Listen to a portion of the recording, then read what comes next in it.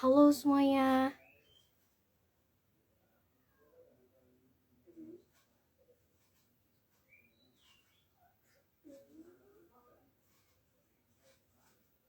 Halo Yohana. Halo semuanya. Maaf banget ada terkendala jaringan ya teman-teman. Jadi tadi sempat terputus. Mohon maaf banget. Jadi kita langsung lanjut lagi sambil nunggu speakernya nih. Oke, kita tunggu Kak Joshua-nya. Wah, udah ada nih Kak Joshua-nya. Kita langsung aja undang.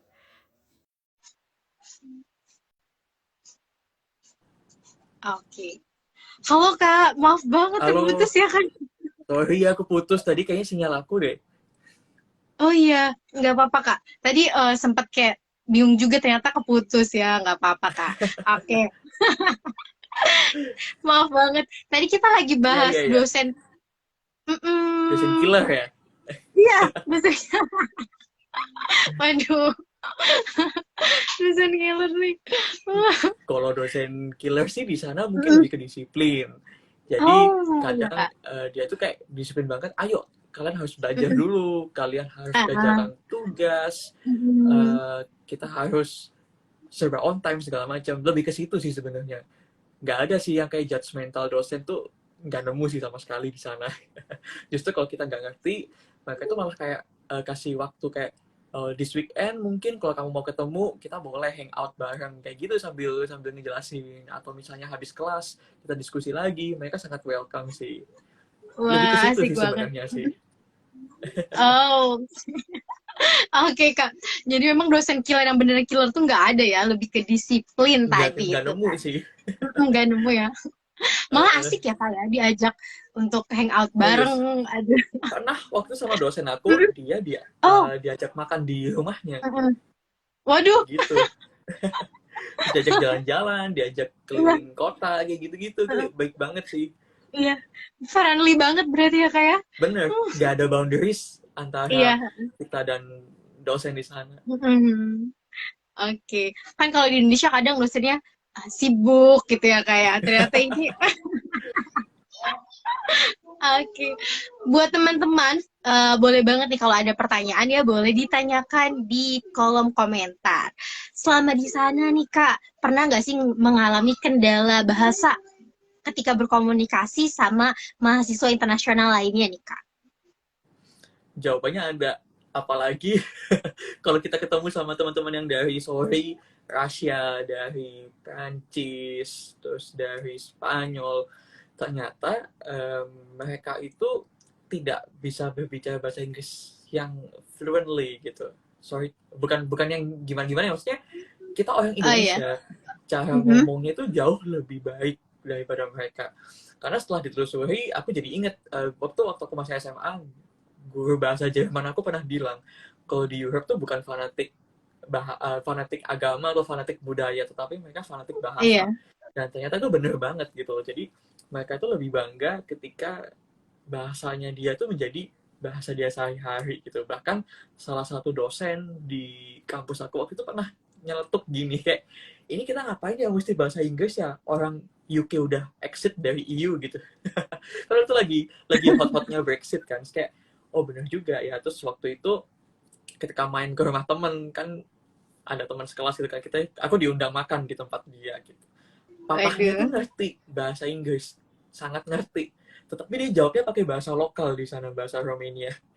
Malah dia bilang gini, kamu kuliah di sini ya, harusnya kamu belajar dong bahasa kita, jangan pakai bahasa Inggris. Jadi terus aku kayak, oh ternyata benar juga. Tapi itu nggak semuanya. Mostly sih yang generasi yang udah boomers boomers ya yang kayak gitu sih. Tapi kalau anak mudanya sih welcome aja sih, gitu sih. Dan ternyata orang yang berbahasa Inggris di Europe itu cuman di UK sama Ireland. Sama Belanda mereka bisa, Belanda oke sih, cuman selebihnya mereka menggunakan bahasa mereka sendiri. Jadi challenging juga sih, tapi bukan berarti mereka nggak bisa bahasa Inggris, enggak. Cuman ya dengan itu tadi, dengan kebanggaan mereka dengan bahasanya, jadi sedikit challenging di situ. Oke, asik. Jadi cinta sama bahasa ininya ya kayak Bener, negaranya. bener banget. Iya, mungkin karena Indonesia banyak bahasa, jadi ini ya Kak, Bener, kita menggunakan bahasa terbiasa Indonesia kalau dengan di sana. diverse. Oh, heeh. Oke.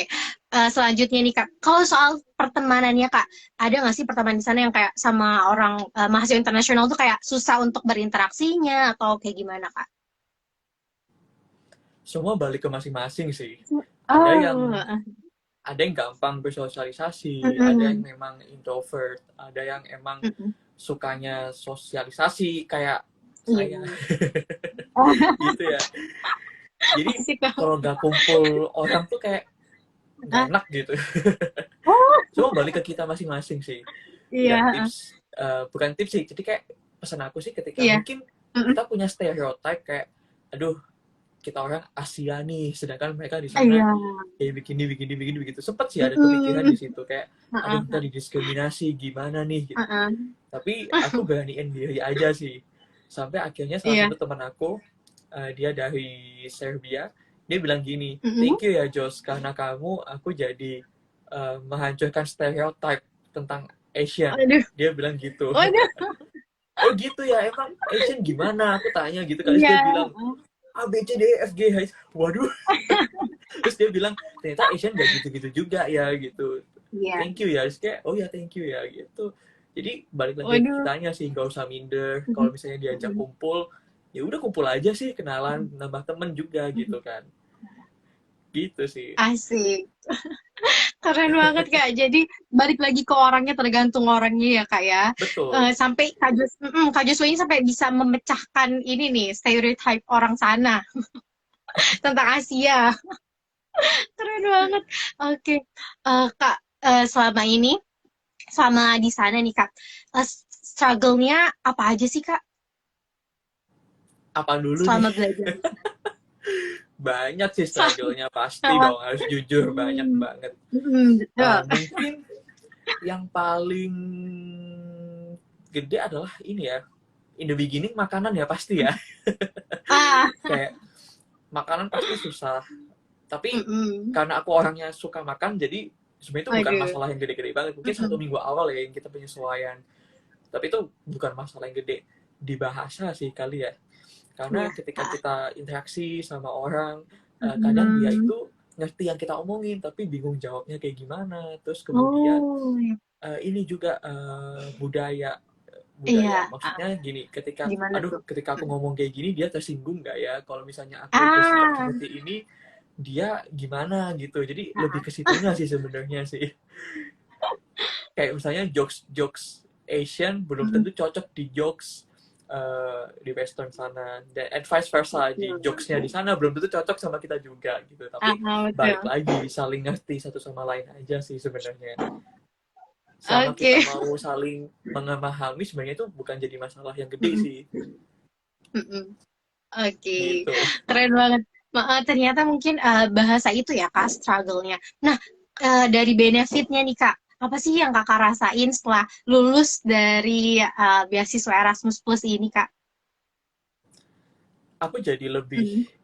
bisa menghargai orang sih jadi bisa Oh, memahami setiap orang itu punya perspektif dan alasan di balik itu semua kenapa dia mm-mm. begini pasti ada Mm-mm. alasannya kenapa dia begitu pasti dia punya reason kenapa dia lakukan Iya, itu dan seterusnya jadi jujur sih sempat sedih karena kita punya semboyan Bhinneka Tunggal Ika ini Unity iya. in Diversity gitu kan aku Mm-mm. lebih belajarnya di sana gitu sedihnya sih begitu ironisnya Iya. gitu karena di sana itu benar-benar kita dihargai sedetail Mm-mm. itu kayak sesimpel kita tahu memang Indonesia kan terkenal sangat agamis dan seterusnya gitu ya Iya. sedangkan di sana tidak tidak terlalu seperti itu bahkan beberapa teman aku di sana kayak tidak menjalankan beberapa agama tertentu gitu dan mereka memilih untuk Hmm. menjadi unbeliever gitu kan. Iya. Ketika aku ibadah, mereka bertanya, kenapa kamu lakukan itu gitu? Ah, Ya aku jawabnya, ya because I'm a believer gitu karena ah, ah, aku ah. beriman aja gitu kan. Terus kayak mereka, Mm. oh sorry Joshua, nggak maksud gitu. Tapi ya aku memahami kayak, wow, mereka Wow. bisa menghargai begitu. Kemudian masalah makanan, Mm-mm. kemudian masalah budaya, bahasa, mereka tuh Mm. sangat menghargai yang namanya diversity. Dan mereka nggak mengkotak-kotakan, oh kamu orang ini, kamu orang itu. Ya beruntungnya begitu sih, aku jadi belajar, oh ternyata gini ya gitu, dimanusiakan oleh manusia gitu loh. Jadi Waduh. aku belajar banget sih di sana sama hal itu sih. Mm-mm. Nggak ada judgmental, nggak ada Mm-mm. ngebully, nggak ada yang namanya apa sih, gibah, nggak ada gitu. Jadi enjoy aja hidup gitu di sana gitu. Wow, oke, keren banget Kak. Kak, selama di sana nih Kak, mungkin kita pernah ngerasa ini nggak sih Kak, kayak takut untuk melakukan suatu hal kayak gitu. Karena kan pasti beda ya kayak budayanya nih. Pernah nggak? Karena pasti Mm-mm. balik lagi komunikasi sih, kayak aduh aku Oh, ngomong kayak gini boleh nggak ya, terus kalau misalnya ah, uh, aku makan dengan posisi ini oke nggak ya. Terus kalau mm-mm. misalnya di tempat keramaian aku begini begitu boleh nggak ya gitu, terus Iya, apakah ada ritual tertentu atau kepercayaan tertentu yang harus dihormati, kayak gitu-gitu sih. Sebenarnya betul. sama aja Ha-ha. sih, dimanapun kita berada pasti kita harus menghormati budaya Mm-mm. setempat gitu sih, apapun kepercayaan dan latar belakang kita. Itu sih lebih ke bertindak sih, karena jujur takut banget karena emang waktu itu juga aku belum pernah ke sana, aku nggak punya pengalaman Mm-mm. ke luar negeri waktu itu, jadi lebih ketakut sih bertindak. Tapi ternyata setelah Iya. kita saling mengenal, berkomunikasi, ya pasti itu bisa diatasi. Oke, wah kita balik lagi nih Kak ke topik sebelumnya. Kalau misalnya mau daftar beasiswa Erasmus ini, organisasi penting nggak sih Kak? Buat ngisi visi Hmm, atau apa? jujur ya, ini Mm-mm. pertanyaan selalu muncul ya. Ikut Iya. organisasi boleh gak sih? Terus pengalaman apa yang Mm-mm. harus ditulis?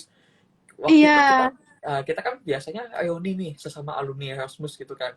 Dan Oke. ternyata setelah kita berdiskusi, kita semua tuh nggak tahu sebenarnya requirement apa yang dibutuhkan sama Erasmus gitu kan.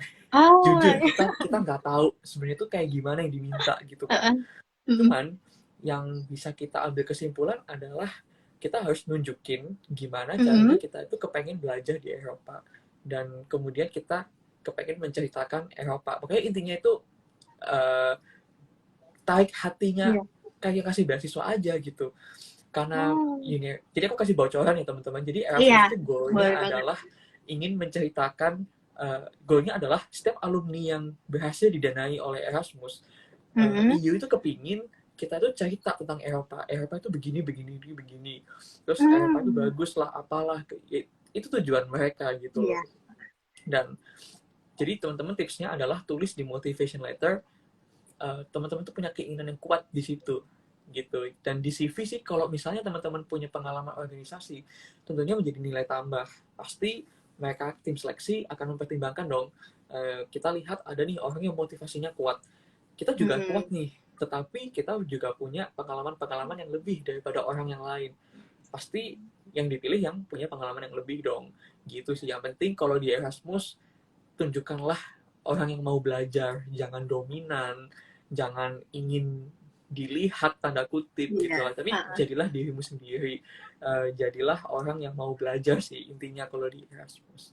Gitu sih. Ini tidak 100% akurat, tetapi kurang lebih Iya. gitulah yang dia mau. Oke. Oke, kalau di beasiswa Erasmus ini Kak, ada minimal IPK-nya nggak sih Kak? Nggak ada, Nggak ada. nggak ada. Kalau, Yang ada sih oh berarti biasanya requirement gimana? bahasa sih. Cuman kalau Oh. kayak misalnya harus B2 atau C1, Mhm. dan itu tergantung setiap programnya masing-masing. Cuman tips dari aku lagi, ya jangan minim-minim banget lah, jangan pas-pas banget lah gitu. Ya 3 lah gitu. Oke. Ikut Tiga itu merek, aman ya. iya, merek sebelah kan 3 ya, jadi ya 3 lah. Ah, aduh, mau coba merek sebelah nih enggak nih Kak? Boleh, boleh, pengen. Oke. Kalau dari beasiswa Erasmus ini apa aja sih Kak yang di cover? Selalu muncul pertanyaan begini ya. Iya. Eh, Kalau zaman aku dulu, itu semua Iya. tergantung programnya ya teman-teman. Mm-mm. Cuman karena di sini mungkin teman-teman pengen yang S2 ya, jadi mungkin aku share yang S2 mungkin ya. Kalau tahun 2019 dulu, eh, sampai tahun 2022 awal itu dapatnya Iya. sebulan di 1.000 euro, teman-teman. Sebulan dapat 1.000 Oh. euro, kemudian settle down dapat 1.000 lagi, terus biaya buku dapat, terus tuition fee-nya udah waive karena udah dibayarin sama EU ke kampusnya langsung. Terus yang membedakan adalah kita dapat travel allowance, teman-teman. Jadi kita tuh disuruh jalan-jalan, teman-teman. Wah, Harus wah, jalan-jalan. Sungguhan. Jadi setahun sekali wah. itu dapat 1.000 apa 1.800, lupa. Pokoknya dapat aja 1.000 kalau nggak salah. 1.000 euro itu buat Wah. jalan-jalan setahun sekali. Jadi memang goalnya lagi, balik lagi ke goalnya Erasmus, karena kepengen mengenalkan Europe ke seluruh dunia. Jadi kita tuh disuruh jalan-jalan, teman-teman. Gitu. Dan Wah. kalau misalnya teman-teman apply S2-nya, teman-teman itu wajib pindah minimal 2 negara dalam 1 tahun. Jadi 1 semester tuh Wow. wajib pindah. Misalnya nih, teman-teman ambil program yang setahun, itu teman-teman pasti minimal 2 kali pindah. Gitu. Hmm. Terus, nah, cuman di tahun 2022, aku lupa bulan apa, waktu itu sempat heboh di grup alumni juga. Guys, Gimana? skema pembiayaannya berubah nih. Jadi sekarang nggak ada lagi tuh uang pesawat, uang jalan-jalan, itu nggak ada lagi. Ya, so sad. Ya. Tapi uang bulanannya dinaikin, teman-teman. Kalau nggak salah, Wah. sekarang itu di 1.500 atau 1.800 euro. Aku lupa. Dulu kan 1.000, Iya. sekarang 1.500 atau 1.800, aku lupa. Nanti teman-teman bisa cari infonya deh di websitenya. Tapi Oke. kalau kita hitung-hitung, lebih untung sih sebenarnya sih. Emang sih kita mungkin nggak dapat yang gede di awal, tapi kita secara bulanan kalau di total setahun dapatnya lebih banyak, teman-teman. Gitu, dibandingin sama skema sebelumnya. Jadi pintar-pintar nabung aja lah gitu. Iya, asik. Jadi pintar nabung untuk jalan-jalan tadi ya kan? Iya dong, mumpung di sana kan. Bis juga murah Iya. kan, keliling kan, kita mau ke negara lain cuma naik bis tuh bisa. Oh gitu. Iya kan, saling deket. Terus naik pesawat juga murah kalau kita student. Nah, bagusnya di sana itu kalau kita pakai student Iya. card, semua itu pasti di diskon, teman-teman. Tiket Wah. pesawat, tiket kereta, museum, semuanya di diskon kalau kita student. Bahkan ke merek fast food yang itu itu di diskon semua, teman-teman. Wah. Iya, itu sih benefitnya lagi. Asik banget, Gitu. Kak.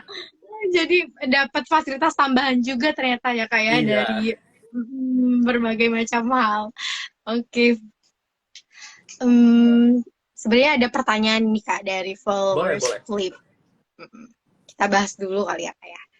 Semoga bisa Oke, jawab ya, pertama. teman-teman. Dari Yohana, Kak minta tolong jelasin lebih detail tentang persyaratannya dan tahap-tahap dari awal sampai selesai dan keberangkatannya, Kak. Terima kasih. Oke. Jawabannya simpel ya, teman-teman. Teman-teman nanti tinggal buka. Kalau teman-teman misalnya yang kayaknya program, aku jelasin dulu ya. Jadi Erasmus itu ada 3 program, 3 Iya. garis besarnya untuk S1, S2, dan S3. Kalau teman-teman masih kuliah S1, kepengen exchange gitu tuh bisa banget. Namanya ICM, International Credit Mobility. Kayak aku yang pernah ikut kemarin, jadi itu teman-teman untuk exchange. Untuk S2 juga namanya EMJMD, Erasmus Joint Master Degree. Untuk S3 EMJD, Erasmus Master Joint Doctor. Nah, semuanya itu sama, teman-teman, seleksinya. Pertama, kita harus apply di website atau tempat di mana program itu dibuka. Apply-nya di websitenya ya, teman-teman ya, untuk yang S2, S3. Tapi untuk S1, secara khusus, itu teman-teman apply-nya di kampus teman-teman berada. Jadi kalau S1, sementara ini hanya terbatas untuk kampus-kampus yang udah punya MOU sama European Union. Nah, teman-teman bisa tanya tuh di international office-nya teman-teman, apakah kampus ini kerjasama apa enggak.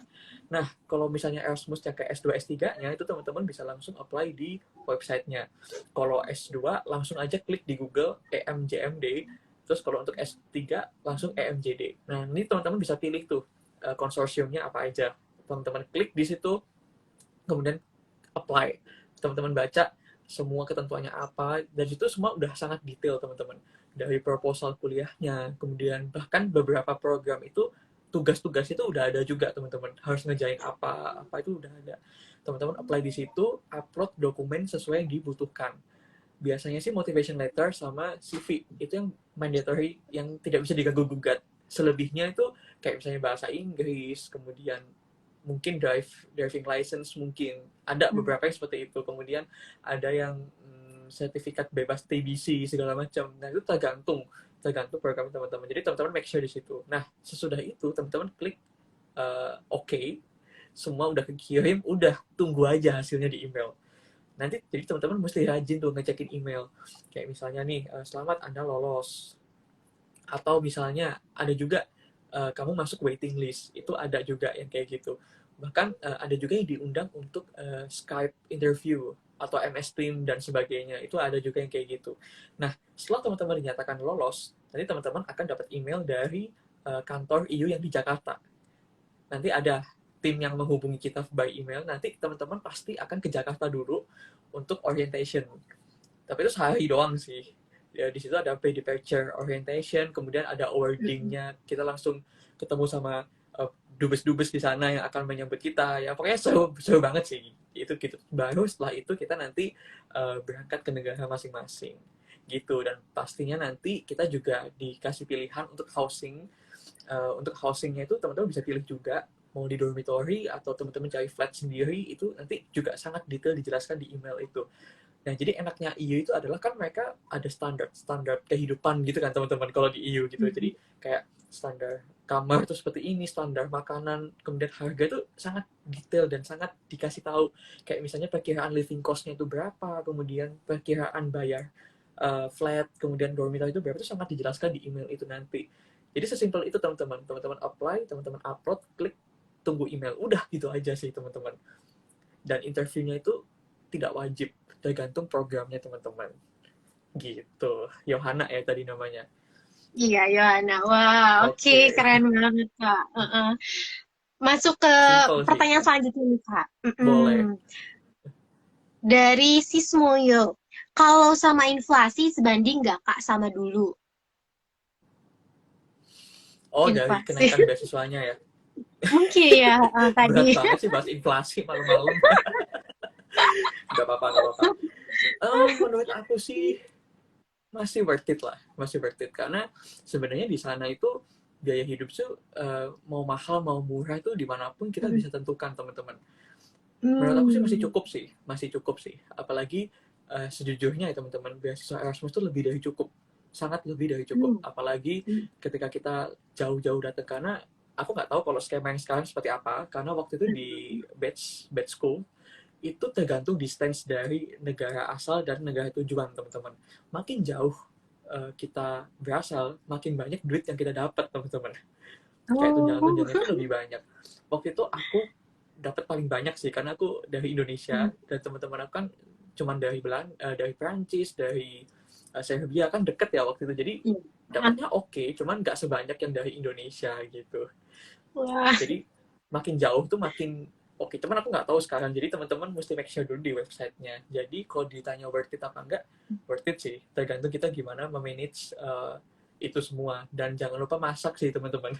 Karena itu sangat-sangat menolong kita sebagai mahasiswa student gitu ya di sana. Iya. Anak gitu kos ya, Kak ya? Anak kos, bener, harus bijaksana. Iya, betul.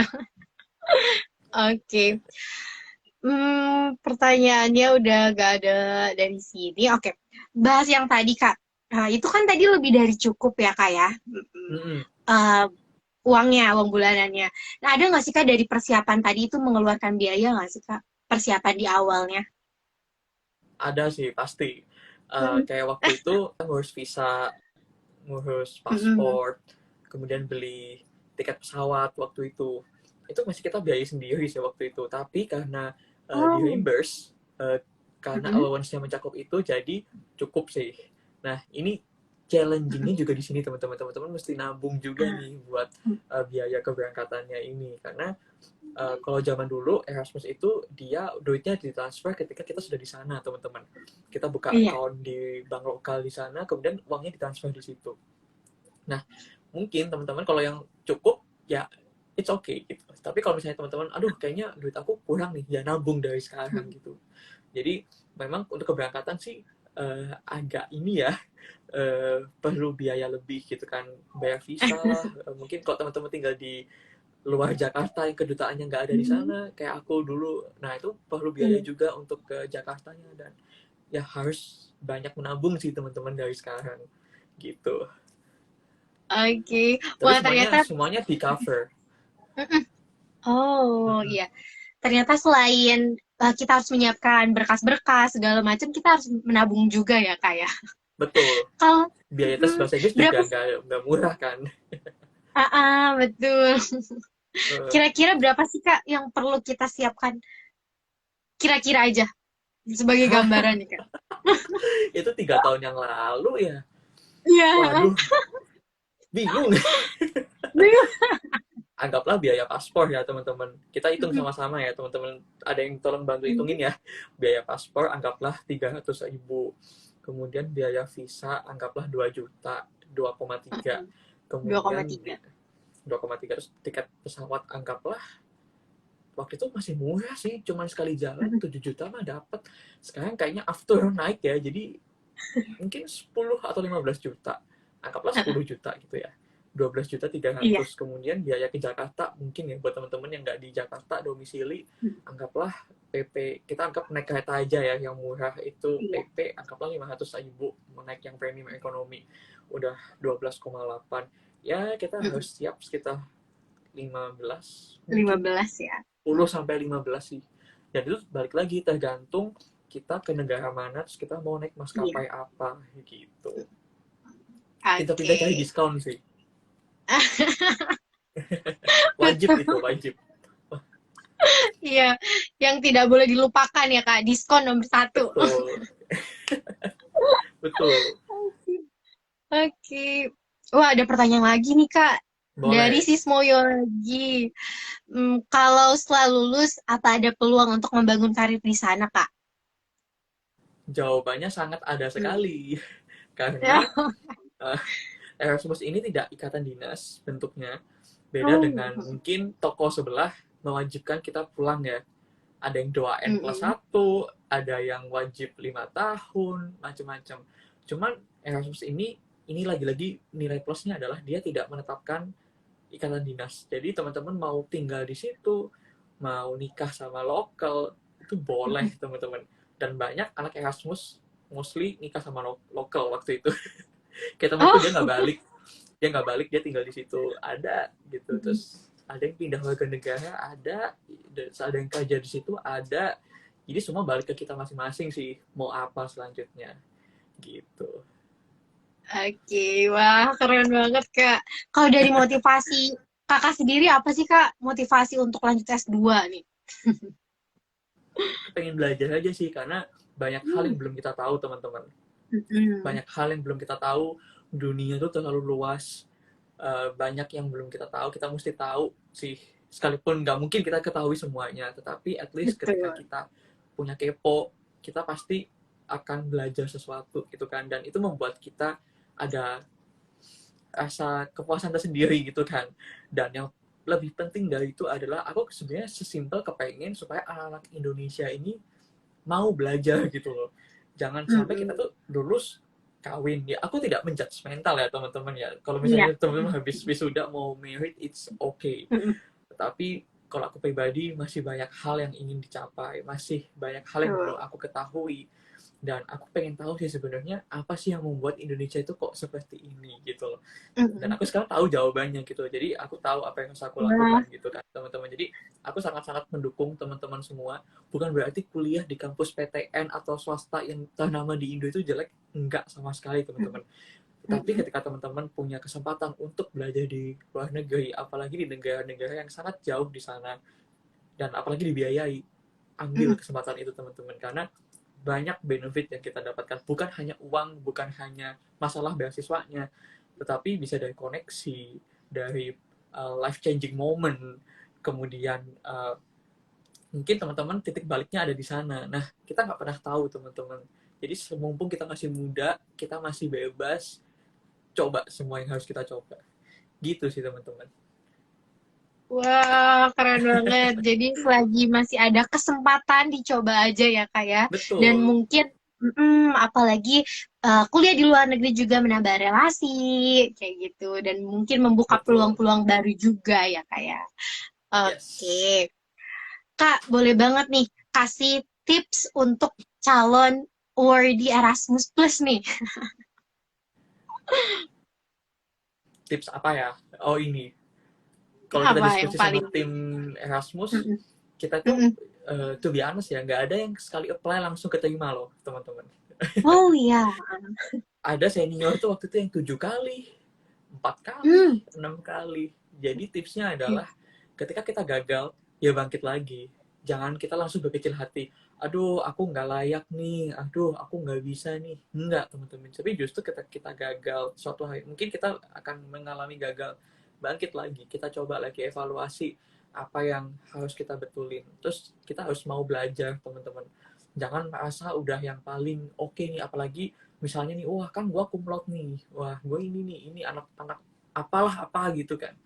Tapi milikilah hati yang terus belajar. Karena banyak yang masih lebih dari kita gitu loh. Jadi jangan sampai kita merasa puas dengan apa yang sudah kita capai. Harus ada hati. Dan ini juga yang gak kalah penting, hubungan dengan Tuhan, dengan berdoa itu harus betul. dijalin teman-teman. Mm-mm. Karena seberapapun usaha kita, kalau Tuhan tidak mengizinkan, ya itu tidak akan terjadi teman-teman. Jadi tetap Betul. milikilah hubungan yang baik dengan Tuhan dan juga sesama teman-teman. Dengan sesama, dengan orang yang sudah punya pengalaman, dengan keluarga, dengan orang tua, dengan siapapun, akan kerja, akan kuliah, semuanya harus dibangun hubungan yang baik. Karena kita nggak pernah tahu pertolongan itu datangnya dari mana. Jadi kita harus bisa aware dengan sekitar kita, kita harus berbuat yang baik untuk semuanya. Dan tuh itu harus tulus ya teman-teman, jangan fake. Semua harus dilakukan dengan tulus. Dan jangan lupa sih, semua usaha itu dilandasi dengan doa. Itu sih tipsnya. Sungguhan gak ada tips apa-apa karena kita nggak tahu requirement untuk masuk Erasmus. Yang penting adalah berusaha dan berdoa. Itu sih. Semangat teman-teman. Oke. Iya, wah keren banget Kak. Dari kakaknya sendiri pernah merasakan kegagalan apply beasiswa ini Kak? Atau Udah, sekali langsung? Oh, udah. enggak, Enggak. enggak langsung keterima sih. Sempat gagal di beasiswa lain juga sih. Oh iya, jadi sempat beberapa kali mengalami kegagalan juga ya Kak Iya, ya. Nah, tips bangkitnya deh Kak. Biasanya kita nih kalau udah gagal nih, udah putus asa, males untuk berjuang lagi nih Kak. Gimana tipsnya biar bisa bangkit lagi? kita ingat lagi sih kenapa kok kita memperjuangkan itu. Kalau kita tahu apa yang jadi motivasi kita, kita pasti akan semangat lagi sih. Kita ingat kenapa kok kita dulu mau memulainya. Kenapa sih? Ini aku pun ngomong sekarang ini, aku juga tertusuk juga nih gitu kan. Jadi Iya. kita ingat lagi kenapa kok kita mau memperjuangkan itu. Sebenarnya ada tujuan apa sih yang sampai buat kita menggebu-gebu kayak gue harus keluar negeri, harus belajar bahasa Inggris apa. Jadi kalau kita udah mulai capek, merasa gagal, kita ingat lagi, oh aku pengen ini, gitu. Itu pasti buat kita semangat sih. Dan jangan lupa, uh, di balik mungkin keberhasilan kita itu, ada banyak orang yang akan merasakan blessing yang kita rasakan. Entah itu memotivasi, atau orang tua mungkin jadi bangga, atau banyak hal yang akan disenangkan dengan itu. Balik lagi ke motivasi kita apa. Sesimpel itu sih teman-teman. Gitu. Wow, keren banget. Jadi balik lagi ke motivasi dan goals-nya ya Kak ya. Mm-mm. Ingat itu terus. Nah, oke. Closing statement-nya Kak nih, pesan dan motivasi untuk scholarship hunter apa nih Kak? Maju terus, jangan takut gagal, selalu mengandalkan Tuhan dalam segala sesuatu. Itu ya teman-teman, pegang terus itu. Semangat teman-teman. Oke, wah keren banget Kak. Oke, terima kasih Kak telah meluangkan waktunya, apalagi habis kerja nih, demi scholarship hunter semua di acara sharing-sharing pada malam hari ini. Terima kasih. Dan kalau Kak Joshua mau mampir ke Flip English Pare, boleh banget nih Kak. Thank you, my Oke, pleasure. oke. Terima kasih, wah terima kasih Kak, sangat menginspirasi. Iya betul, sangat menginspirasi sekali. Dan semua kita mendapatkan banyak informasi baru dari Kak Joshua. Sekali lagi terima kasih Kak, Amin. dan selamat malam. Selamat malam, thank you semuanya. Oke, bye bye Kak, thank you. Thank you.